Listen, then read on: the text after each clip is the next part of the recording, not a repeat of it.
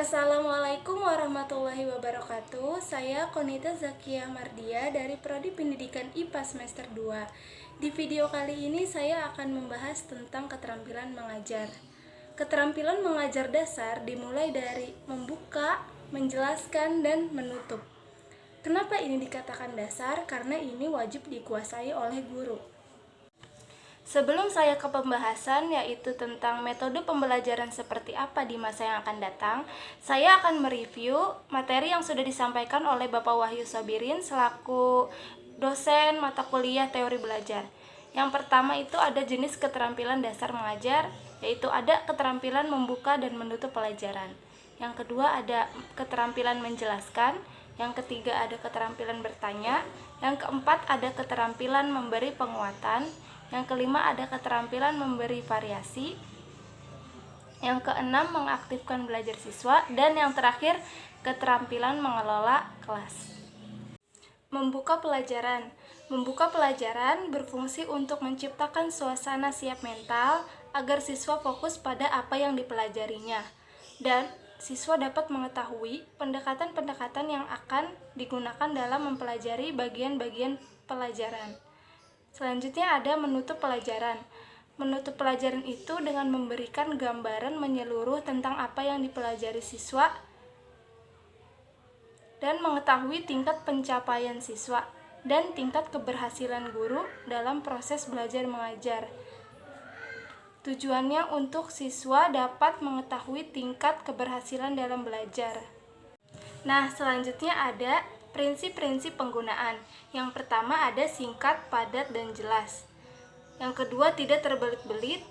Di dalam belajar mengajar, seorang pendidik bahasanya tidak terbelit-belit atau tidak boros dalam penggunaan kata. Yang ketiga bahasanya mudah dipahami.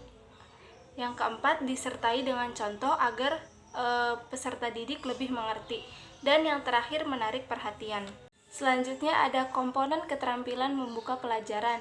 Yang pertama menarik perhatian siswa, yang kedua menimbulkan motivasi, yang ketiga memberikan acuan, yaitu dengan memberikan gambaran yang jelas pada siswa mengenai yang akan dipelajari. Dan yang terakhir memberi kaitan, yaitu guru membandingkan pengetahuan baru dengan pengetahuan yang telah diketahui oleh siswa. Selanjutnya komponen keterampilan menutup pelajaran, yaitu ada merangkum inti pelajaran atau kita membuat ringkasan. Selanjutnya mengevaluasi dengan berbagai bentuk evaluasi, contohnya mengekspresikan pendapat siswa sendiri. Terus ada memberikan dorongan psikologi agar peserta didik terdorong dan termotivasi untuk belajar. Yang terakhir, interaksi guru dan siswa saling menghargai dan memberikan dorongan psikologi dan sosial. Contohnya, memuji hasil yang dicapai oleh peserta didik. Sekarang kita membahas tentang keterampilan. Apa sih itu keterampilan? Keterampilan adalah menyajikan informasi lisan yang diorganisasikan secara sistematis atau berurutan dengan tujuan menunjukkan hubungan antara keduanya, yaitu pendidik dan peserta didik. Komponen keterampilan ada dua, yaitu dalam merencanakan penjelasan dan yang kedua menyajikan penjelasan atau pelaksanaan. Yang pertama adalah menyajikan penjelasan, yaitu ada isi pesan atau pokok bahasan yang akan disampaikan. Dan yang kedua ada penerima pesan atau si peserta didik yang menerima informasi dari guru atau pendidik.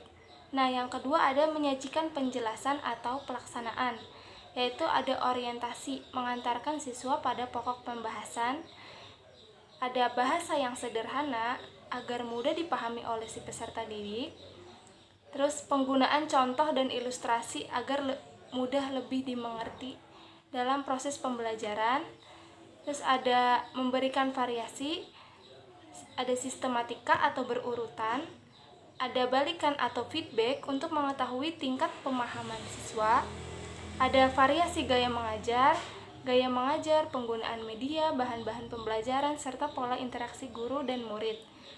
Terus ada bertanya, mengajukan pertanyaan yang berpengaruh positif bagi kegiatan belajar siswa. Dan yang terakhir, memberi penguatan tingkah laku positif apabila diberi penguatan dan akan mendorong siswa untuk menampilkan kembali tingkah laku yang positif. Dan saya sekarang akan ke inti pembahasan, yaitu metode pembelajaran di zaman yang akan datang.